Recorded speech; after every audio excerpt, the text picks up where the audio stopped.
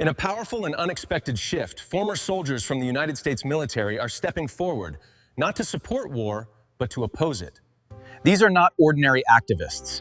They are men and women who have witnessed war firsthand, who have lived through its chaos and then were jed. And now, they are raising their voices for peace. Many of these veterans served in major conflicts, such as the Iraq War and the war in Afghanistan. They were deployed in dangerous zones, faced life-threatening situations, and carried out missions under extreme pressure. For years, they followed orders, believing they were serving a greater purpose, protecting their country and promoting global stability. But over time, many began to question the true cost and purpose of these wars. Today, these veterans are speaking out for several reasons. First, they have seen the devastating impact of war on civilians. These voices are not isolated. Many veterans have joined organized movements such as Veterans for Peace and Iraq Veterans Against the War. Through protests, public speeches, and international campaigns, they are working to expose the realities of war. They speak in schools, appear in documentaries, and share their personal stories with the world. Their message is simple but powerful. War is not the solution. When soldiers speak, people listen. Their credibility comes from experience, not theory. Unlike politicians or... My sons are 11 and 13. But we all know from Iraq, from Afghanistan, a war that's 1 month, that becomes 6 months, that becomes 6 years, that becomes a decade.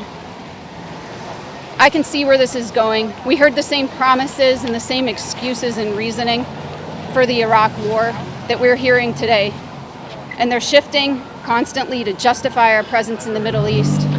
And we're not fooled. We as veterans know better. Analysts, these veterans have lived through the consequences of war.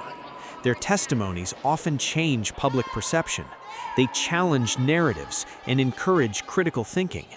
In many cases, they inspire younger generations to question the idea of war before accepting it. However, speaking out is not easy. Some veterans face criticism and backlash. They are sometimes labeled as unpatriotic or controversial. The mental toll that it's taking on him and all of them, it is devastating to know that there's nothing you can do. You can't do anything, you just have to stay and listen and support as best as you can while holding everything in. To be their support, that's what we're here, to be their support. Others struggle with revisiting painful memories when sharing their stories.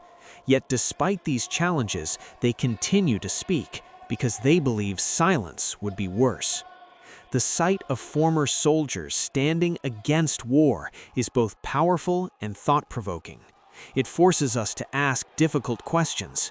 What is the true cost of war? Who really benefits? And is there another way forward? These veterans are not just protesting conflict, they are advocating for peace, understanding, and humanity. Their message reminds us that sometimes the strongest voices for peace come from those who know war the best. Entire communities destroyed, families displaced, innocent lives lost.